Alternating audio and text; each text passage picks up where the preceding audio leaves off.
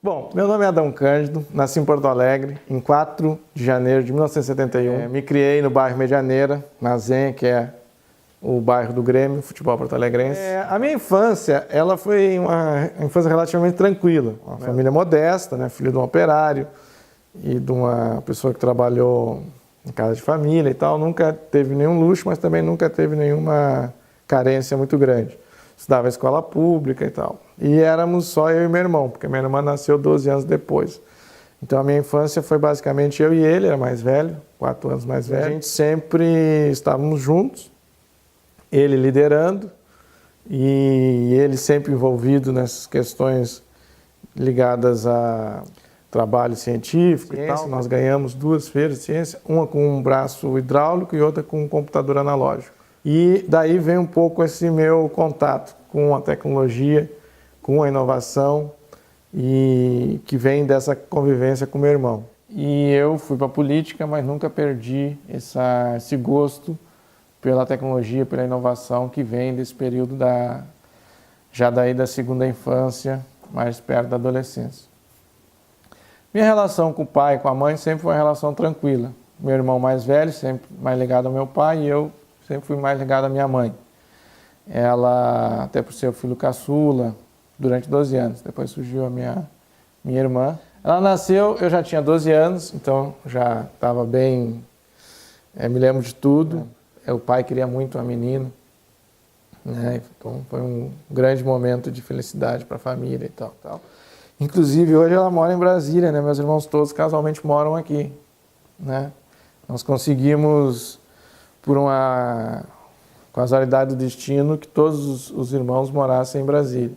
Meu irmão trabalhando na área dele, a minha irmã trabalha hoje na reitoria da UNB, é jornalista da reitoria, e então toda a família dessa geração está aqui. Nós estamos vendo se trazemos a nossa mãe. Eu estudei no Medianeira, que é uma escola pública.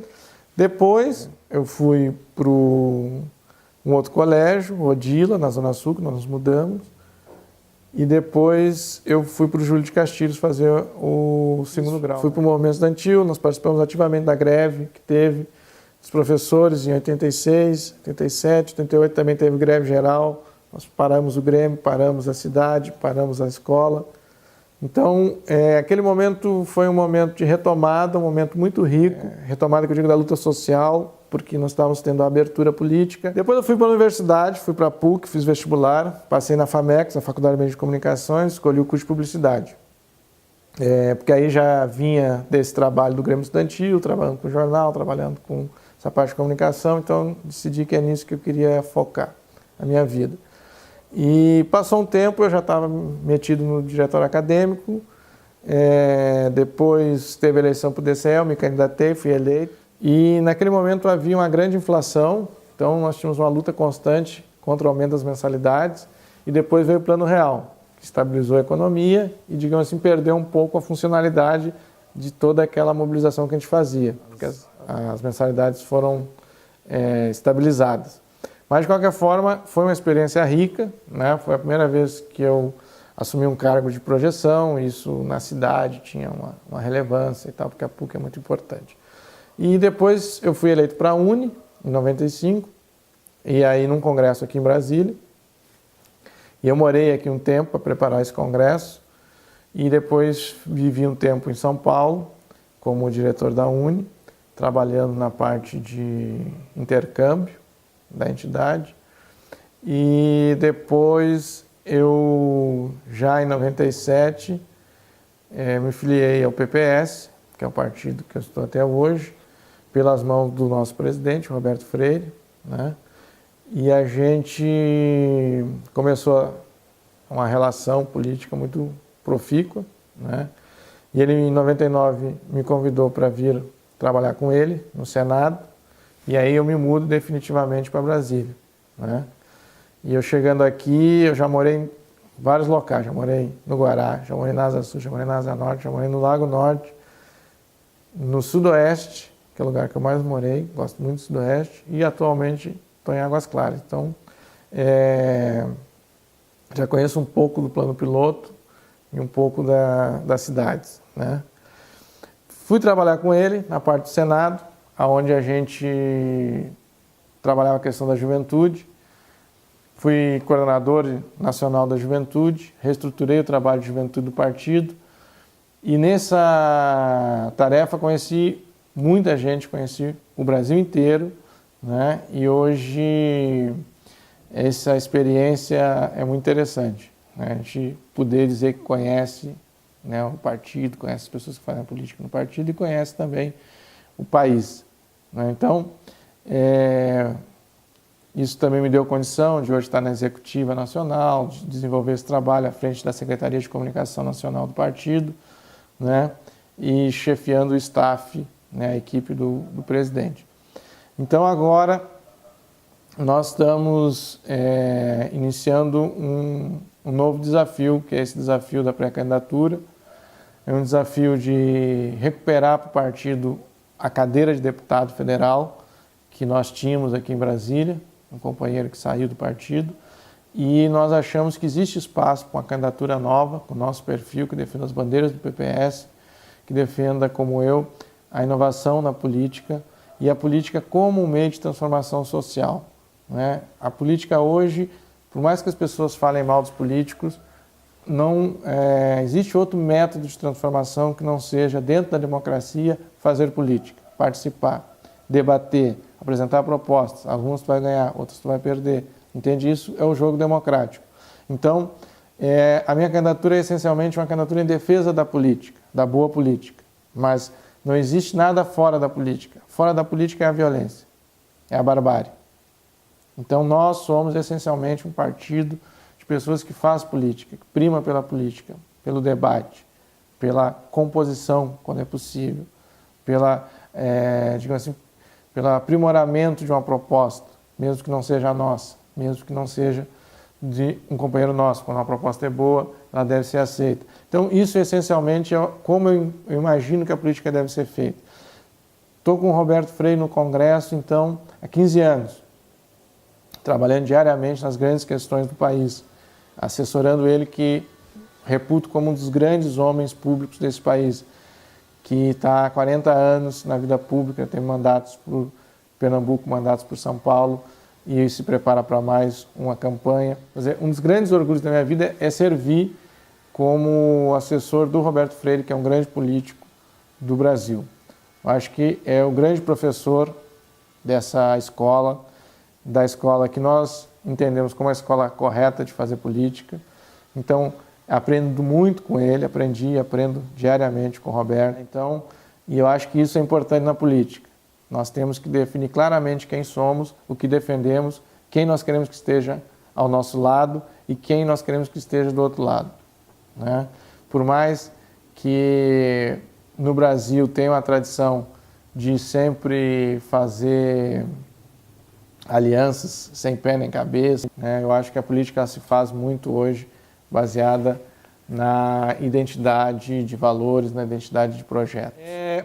Em Brasília, nós estamos com um projeto muito arrojado sob a liderança da Eliana Pedrosa.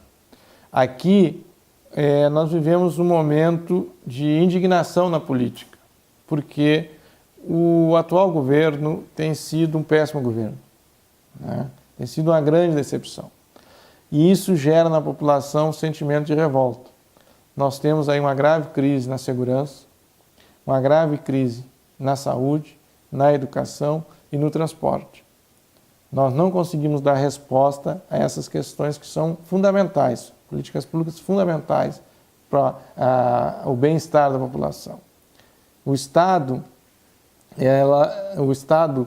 como eu vejo, ele deve focar nessas 4 questões, fundamentalmente: na segurança, na saúde, na educação e no transporte.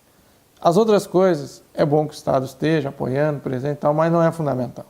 Porque se não resolve essas 4 questões, não adianta estar metido numa série de outros projetos. Então, o GDF hoje, ele não consegue trabalhar as políticas essenciais básicas. O governador é muito incompetente, além de ter um histórico de envolvimento em corrupção. Qual a proposta do PPS? O PPS está apresentando como pré-candidata a Eliana Pedrosa, uma deputada de terceiro mandato, com um grande trabalho prestado na Câmara Legislativa. Ela hoje é a deputada que mais apresentou projetos, que mais aprovou projetos, né? Temos aí projetos como o Vagão Rosa, que é um projeto que determina que as formações do metrô tenham vagões específicos para as mulheres, que é uma grande conquista, né? Que é uma ideia dela e que faz um grande sucesso aqui. Então, nós estamos muito bem servidos, né, o PPS, com essa candidatura. A nossa perspectiva é fazer um debate em todas as cidades com a população sobre as carências e sobre os projetos que nós vamos estar apresentando para cada cidade, para cada uma das comunidades. Nós temos já visitado algumas e é impressionante a quantidade de problemas, e problemas muitas vezes facilmente resolvíveis, né, mas que o GDF não consegue enfrentar, né?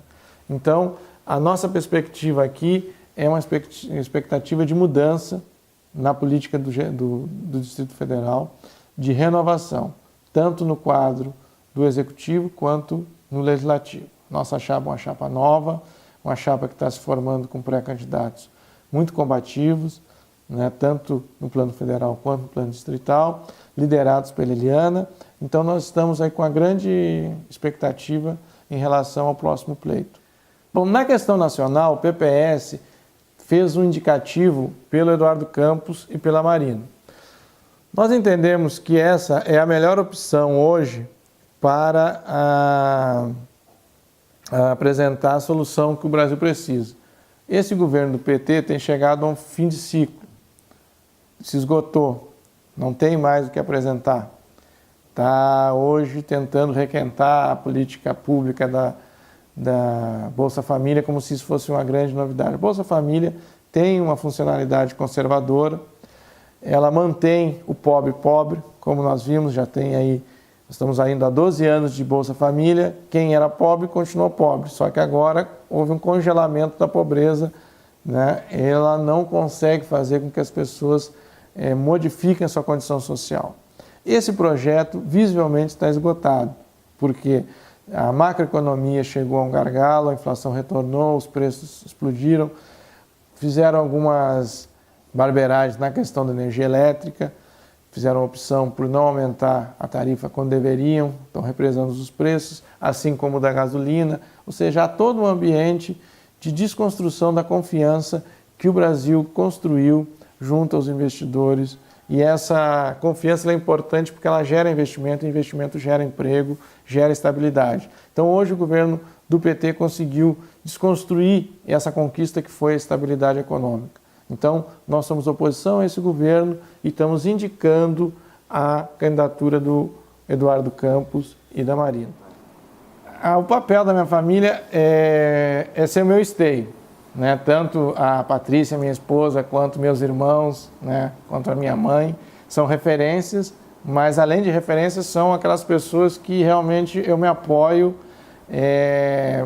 para o meu bem-estar. São pessoas que não participam diretamente da vida política, não têm militância e tal, mas são pessoas que me ajudam a entender o mundo e a não perder o contato com a sociedade, com a realidade, né? Então, eu gosto de ter essa convivência com a família, estar sempre junto com a família. Então, a gente tem apesar da mãe estar distante, a gente faz um esforço, ela vem, ou a gente está indo a Porto Alegre, nós estamos sempre convivendo. E dentro de casa, sempre um ambiente harmônico, um ambiente positivo, é isso que eu cultivo. Então, essas são as forças que eu tiro da família para a minha vida fora de casa.